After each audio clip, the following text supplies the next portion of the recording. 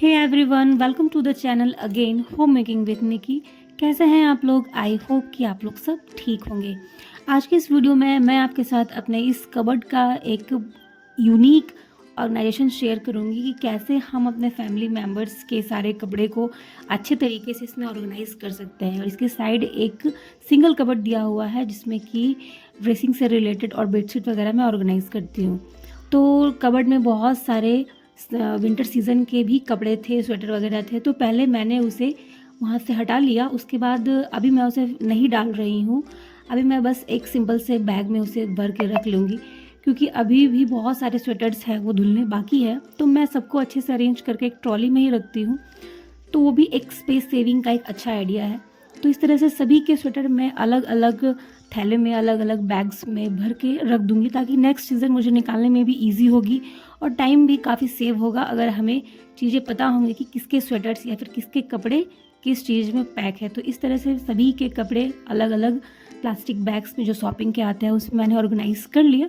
और इस बैग में जितने भी ब्लैंकेट्स वगैरह जो भी वॉश होंगे उनको मैं उनके कवर्स के साथ, और जितने भी स्वेटर्स और धुलने बाकी है उनको भी अच्छे तरीके से सभी के अलग अलग शॉपिंग बैग्स या फिर बैग में पैक करके अच्छे तरीके से ऑर्गेनाइज करके रख दूँगी। तो मेरे बेड के ही नीचे इस तरह का एक बॉक्स जैसा बना हुआ है, तो इसमें भी काफ़ी स्पेस सेविंग हो जाती है कि छोटे से घर में अगर इस तरह के स्टोरेज रखते हैं तो काफ़ी सारा सामान इसमें हम इजीली भर के रख सकते हैं और वो भी हाइड हो जाती है। तो हम इस तरह के स्पेस का भी यूटिलाइज़ कर सकते हैं। तो जितने भी स्वेटर्स थे वे अच्छे तरीके से ऑर्गेनाइज हो गए थे। और कबर्ड को और अच्छे से ऑर्गेनाइज करने के लिए मैंने इस तरह के जो बॉक्सेस आते हैं कबर्ड के लिए, कार्डबोर्ड के बॉक्सेस को ही मैंने रीयूज़ किया है। इस तरह के बैग्स, इस तरह के जो बॉक्सेस होते हैं वो ऑनलाइन भी अवेलेबल होते हैं, लेकिन अगर हम घर पे खुद इस तरह के बॉक्सेस को यूज़ करके बना सकते हैं तो बेकार की फिजूल खर्ची में पैसे वेस्ट ना किए जाए तो ज़्यादा बेहतर है।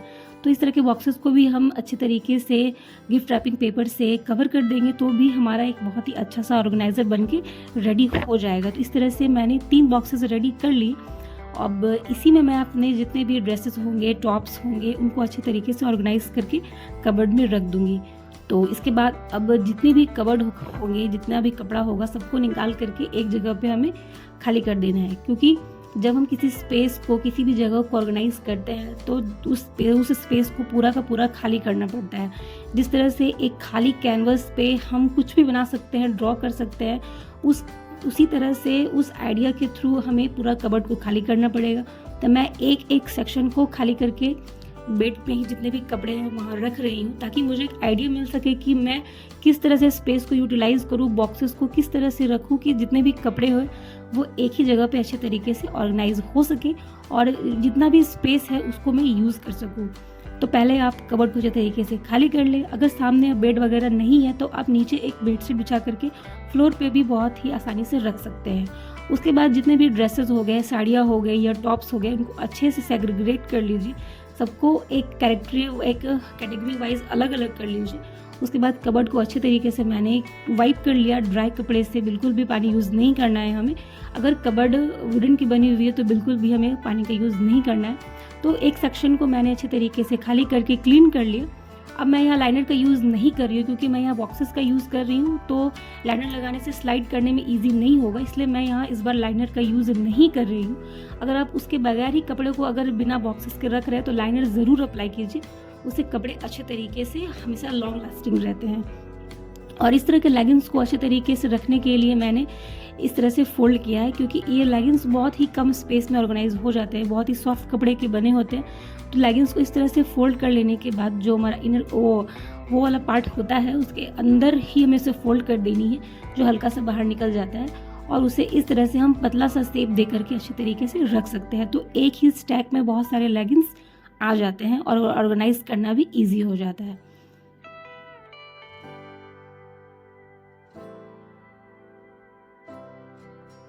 तो तीनों बॉक्सेस को मैंने इस तरह से रख दिया है कि तीनों बॉक्सेस एक ही लीनियर फॉर्म में आ गए हैं।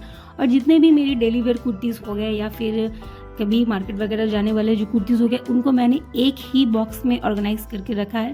सभी अच्छे तरीके से आ गए हैं और सामने का जो एक पार्ट है उसे फ्लिप है, मैंने उसे ओपन रखा है ताकि मैं ईजिली उसे निकाल सकूँ।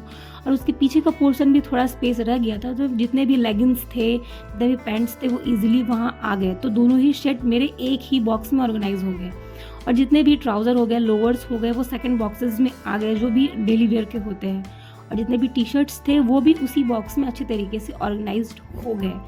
अब तीसरा बॉक्स है, उसमें मैं जो पार्टी वेयर कुर्तीज़ हो गया जिसमें एम्ब्रॉयडरी वगैरह की हुई है, तो उस तरह की कुर्ती को मैंने अलग करके सेग्रीगेट कर लिया है। अब उसके बाद अगर जीन्स वगैरह है, अगर पीछे का स्पेस थोड़ा बच जाता है तो उसमें आप इस तरह से राउंड शेप दे करके रख सकते हैं, तो इससे भी कम स्पेस में आप जीन्स को अच्छे तरीके से ऑर्गेनाइज करके रख सकेंगे। अब उसके बाद जो भी टॉप्स वगैरह थे उसे मैंने उसी के बगल में ऑर्गेनाइज कर दिया और जितने भी दुपट्टे थे उनको मैंने इस तरह से ट्रांसपेरेंट पैकेट में रखा है ताकि वो बाहर से ही मुझे विजुअलाइज हो जाए, दिख जाए और जब यूज़ करना हो तो वो यूज़ करना भी आसान हो जाए। और इस तरह से अगर बड़े पर्स के अंदर हम छोटे से पर्स या फिर क्लचेस को रखते हैं तो काफ़ी सारा स्पेस भी हमारा सेव होता है। और पीछे के स्पेस को हमेशा यूज़ कीजिए। मैंने पीछे में इस तरह से स्टिकी हुक्स लगा करके रखे हैं, तो इस तरह से कबर्ड के हम जो वर्टिकल स्पेस है उसको भी यूटिलाइज कर सकते हैं। इस बार मैंने हैंगर्स को ज़्यादा से कवर नहीं किया है, कुछ ही साड़ियों को ऑर्गेनाइज करके रखी हूँ। और बेल्ट्स वगैरह हो गए, इस तरह के छोटे से छोटे पाउचेस में आप जो चश्मे वगैरह हो गए उसे आप अच्छे तरीके से ऑर्गेनाइज करके पीछे के स्टिकी हुक्स में हैंग करके रख सकते हैं।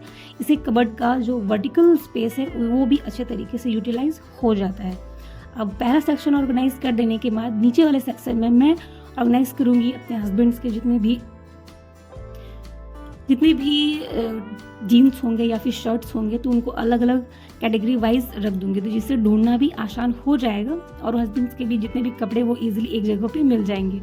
तो एक में मैंने जीन्स को ऑर्गेनाइज कर लिया है और दूसरे में मैंने कुछ शर्ट और टी शर्ट्स को ऑर्गेनाइज कर लिया है। एक्चुअली मैं एक क्लॉथ हैंगर का यूज़ करती हूँ जिसमें मैं डेली वेयर के सारे कपड़ों को हैंग करती हूँ, इसलिए इस कबर्ड में मैं सिर्फ इधर उधर के कपड़े या फिर रखने वाले ही उन्हीं को ऑर्गेनाइज करके रख रही हूँ।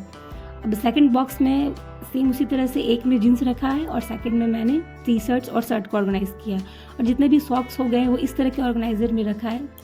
और मेरी जो बेटी है उसके सॉक्स को मैंने इस छोटे वाले ऑर्गेनाइजर में रखा है, तो वो भी हैंडी हो जाता है यूज़ करना, सामने रहते हैं तो चीज़ें मिल जाती है। इस छोटे वाले में मैंने अपने बेटी के कुछ शर्ट्स या फिर फ्रॉक उनको ऑर्गेनाइज करके रखा है।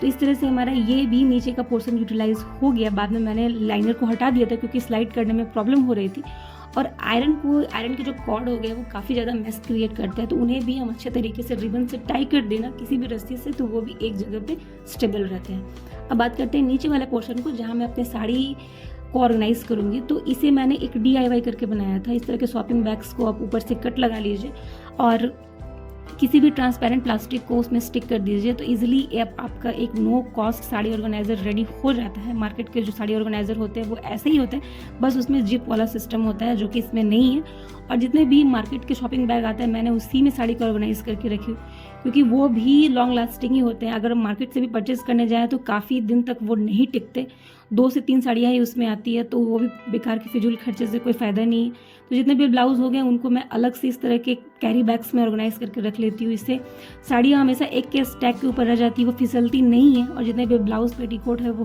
हो गए वो सब अलग अलग प्लास्टिक में आ जाते हैं, अलग अलग बैग्स में ऑर्गेनाइज हो जाते हैं। और जितने भी इस तरह के एक्सेसरीज़ हो गए या फिर जितने भी नेकलेस हो गए, चेन्स हो गए, उनको मैं इस तरह से अलग बॉक्स में रखती हूँ।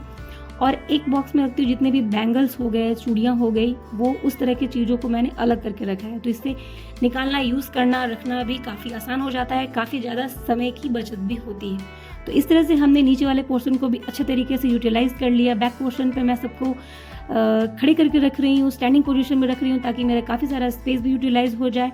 और एक्स्ट्रा स्पेस भी कुछ रखा है ताकि बाकी का स्टफ़ कुछ अगर ऐसा हम मार्केट से परचेज़ करें तो वो भी हम रख सकें। तो इसी के साथ कबर्ड का पूरा ऑर्गेनाइजेशन कंप्लीट हो जाता है। तो देख लेते हैं इसका फाइनल लुक।